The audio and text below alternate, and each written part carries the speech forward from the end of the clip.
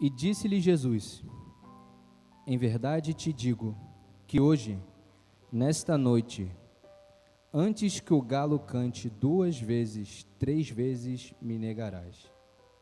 Mas ele disse com mais veemência ainda: que me seja necessário morrer contigo, de modo nenhum te negarei.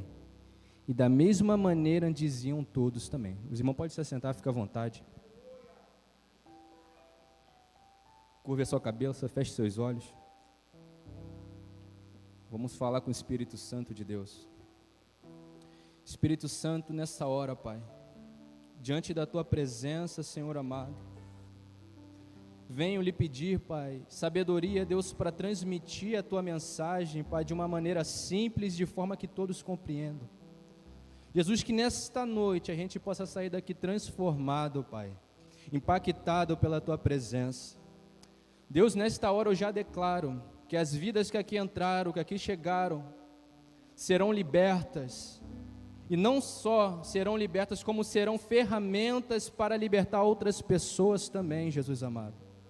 Que o Senhor nessa hora, Pai, possa nos constranger com a Tua presença, com a Tua glória, e que venha manifestar nessa noite, Pai, conforme Tu queres.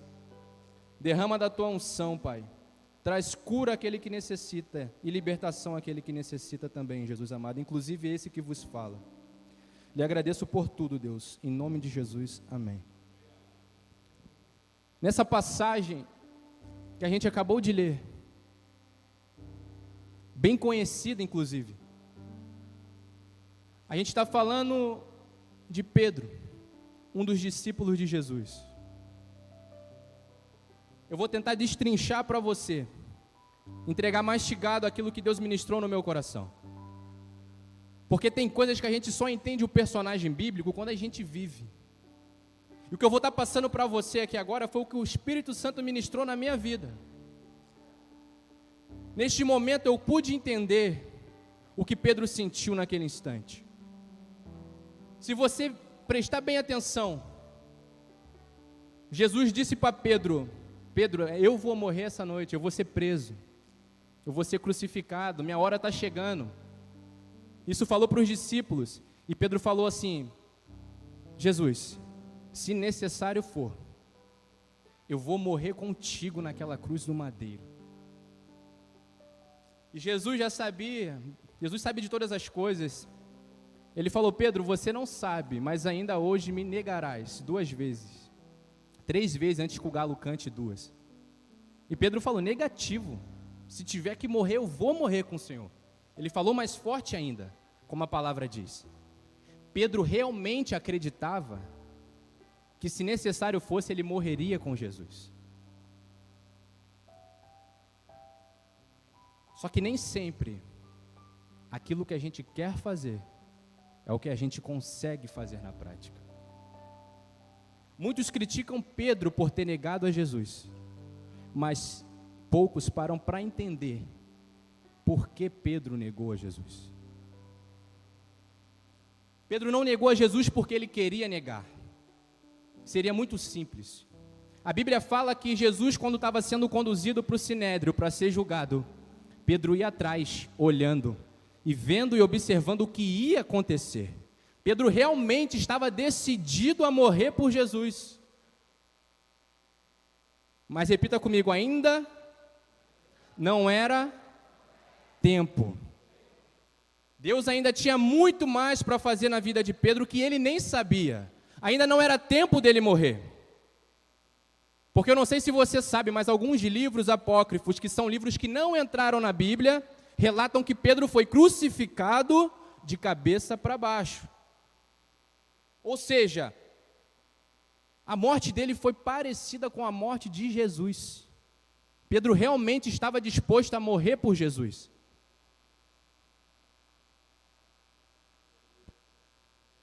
Só que ele não conhece o próprio coração. Ele não sabe das próprias vontades, e assim é com a gente também. Tem muita coisa que eu quero largar que eu não consigo. Eu fiquei durante 7 anos um crente frio dentro da igreja. E eu pedi a Deus, me aquece, Senhor, porque o Senhor vomita quem é morno. Eu não quero ser vomitado pelo Senhor, me aquece, me aquece, me aquece. E eu clamava todos os dias, todos os cultos. Só que era o tempo de Deus, porque algo Deus queria me ensinar. Foi igual Pedro. Pedro foi chegando, eu fico imaginando, deixa eu conjecturar aqui com você nessa noite. Conforme ele foi se aproximando, ele não pôde ver com os olhos espirituais, mas no mundo espiritual ele sentiu o tamanho da cruz de Jesus. E ele, opa, não dá para aguentar. Porque aquela cruz não era a cruz de Pedro, era a cruz de Jesus. Pedro queria morrer, mas ainda não era tempo dele morrer. Porque aquilo que Deus ia fazer na vida dele, as pessoas que iam ser libertas através da vida de Pedro, ainda não era o tempo de Pedro morrer. E por muitas vezes, na minha vida, na minha caminhada com Cristo, tinha vícios que eu queria largar e não conseguia largar. Tinha coisas que eu queria abandonar que eu não conseguia abandonar. Até o dia que eu cheguei na igreja e falei com Deus: Senhor, se for para mim te servir assim, me prepare e me leva. Porque eu devo ter vindo com defeito. Porque eu olhava os homens pregando num púlpito, todo mundo parecia ser perfeito, todo mundo parecia não ter problema. Os homens usavam paletó, usavam melhor roupa, tinham eloquência, eram estudados. Eu fui criado na Assembleia de Deus. Eu olhava para aqueles homens, parecia que ninguém tinha defeito. Talvez você olhe hoje na tua rede social, todo mundo pregando vitória, todo mundo pregando perseverança, todo mundo pregando prosperidade. E você fala: eu devo ter nascido com defeito porque eu quero fazer e não consigo, eu quero ter força para fazer, mas não consigo. Deus manda te dizer nessa noite que o teu tempo vai chegar. Se você está vivo, é porque Deus tem preparado vidas para você libertar lá fora. Não adianta pedir a morte, não adianta desejar a morte, porque o teu tempo ainda não chegou. Deus está falando com vidas aqui nessa noite. Tem pessoas que são escravas a vida inteira. Pô, como Deus falou comigo essa semana. Porque meu avô era alcoólatra. Meu avô morreu alcoólatra. Com 77 anos, uma vida escrava. Escravo de Satanás. E eu dava uma resposta para o meu cérebro: está lá porque quer. Está assim porque quer. Bebe porque quer, porque é sem vergonha. Mas será que é mesmo? Eu te pergunto nessa hora: será que é mesmo? A gente se acha tão bom a ponto de julgar e criticar os outros pelos seus pecados, pelos seus erros, mas a gente não sabe o que a pessoa passa no seu secreto. E essa semana minha mãe falou algo que mexeu muito comigo, porque no sábado, depois do culto da Nação Jovem, eu e o Cunha, o rapaz que a gente divide apartamento, e a Luísa, a gente saiu para fazer uma ação social. Fizemos uns sanduíches e um café. E saímos para distribuir. É pouco. Talvez não vai mudar a vida de ninguém. Só que o que me impactou foi um homem que a gente conversou. O Cunha conversou com a mulher e eu conversei com um camarada. A gente ficou mais ou menos 1 hora ouvindo o que eles estavam falando.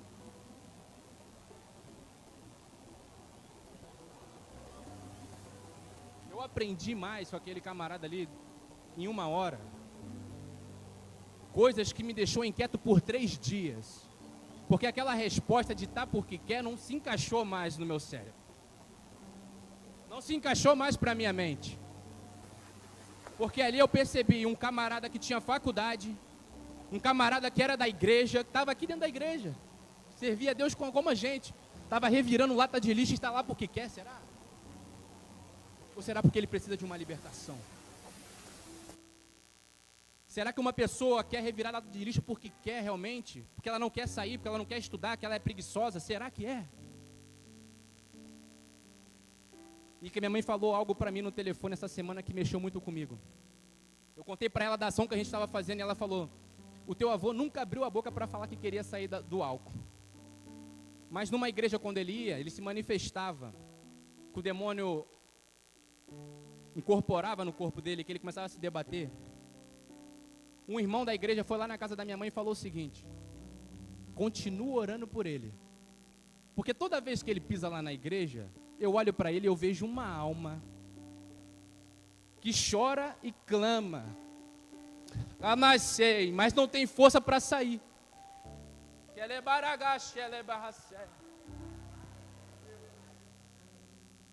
E daí eu falei com Deus: porque eu nunca tive um carinho, um amor, um afeto de um avô que eu queria. O meu avô proferia palavras de maldição na vida dos meus pais, na vida das pessoas que eu amava. E eu sentia até mesmo raiva, mas minha mãe nunca deixou eu ter ódio dele. Só que eu não entendia por que ele fazia aquelas coisas. Mas depois que eu tive maturidade, eu percebi que ele foi um homem, que ele foi escravo durante toda a vida dele.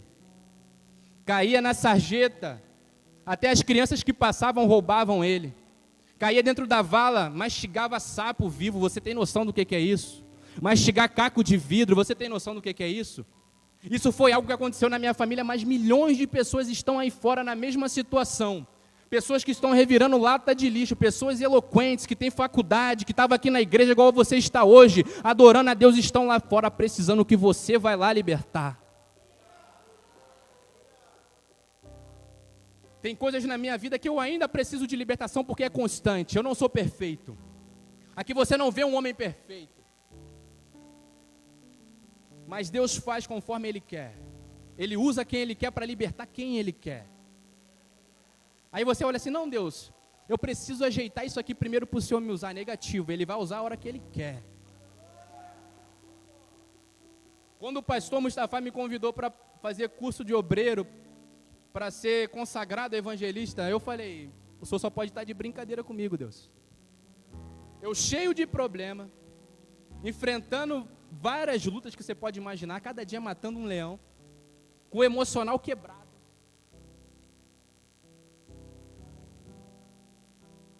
O cérebro a milhão, cabeça a milhão.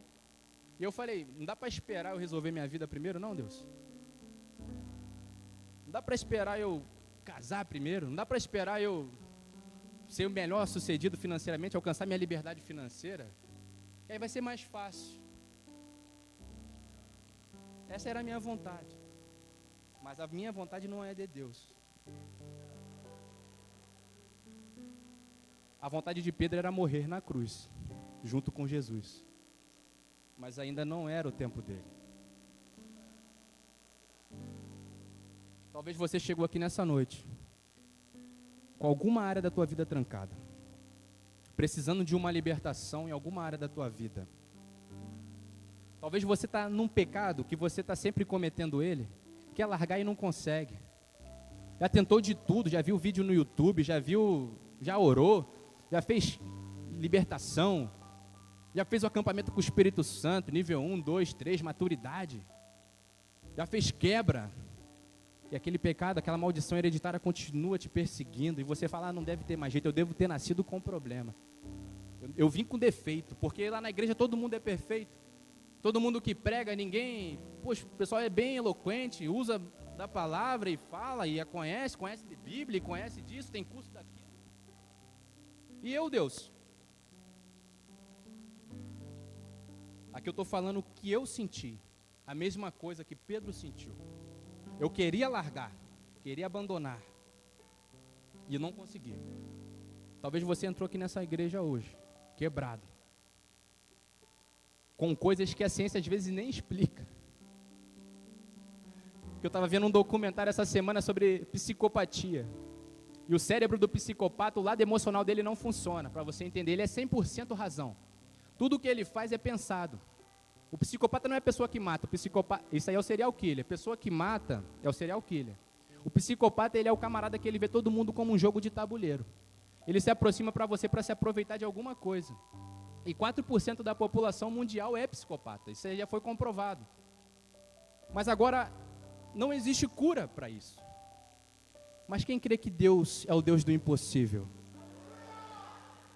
Eu creio num Deus, é o Deus que eu prego, que se entrar um psicopata aqui, ou se a gente esbarrar um dia, o lado emocional do cérebro dele vai começar a funcionar na hora, vai até inverter.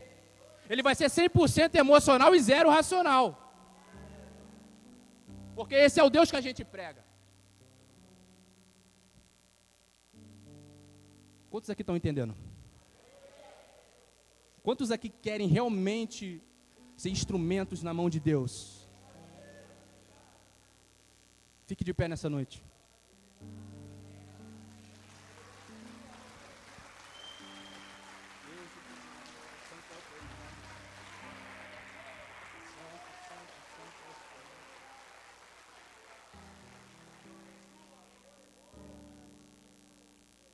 Nós vamos ter o corredor profético hoje.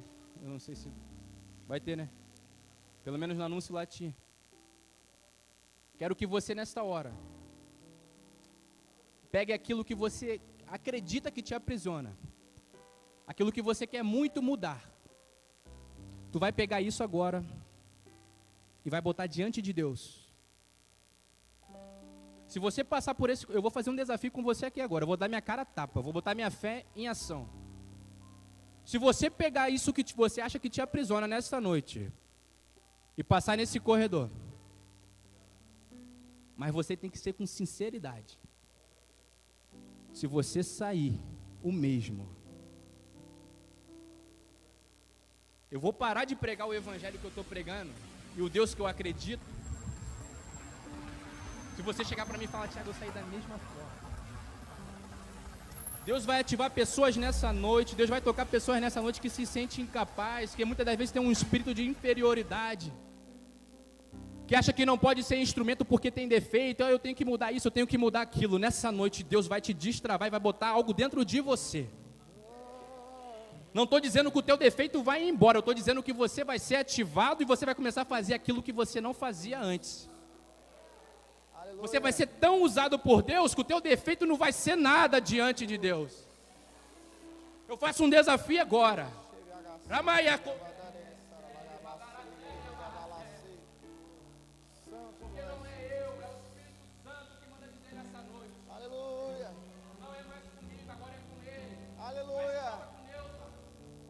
Faz prova com Deus. Eu quero ver se você vai sair o mesmo daqui nessa noite. Rabadacala ceia mandarai.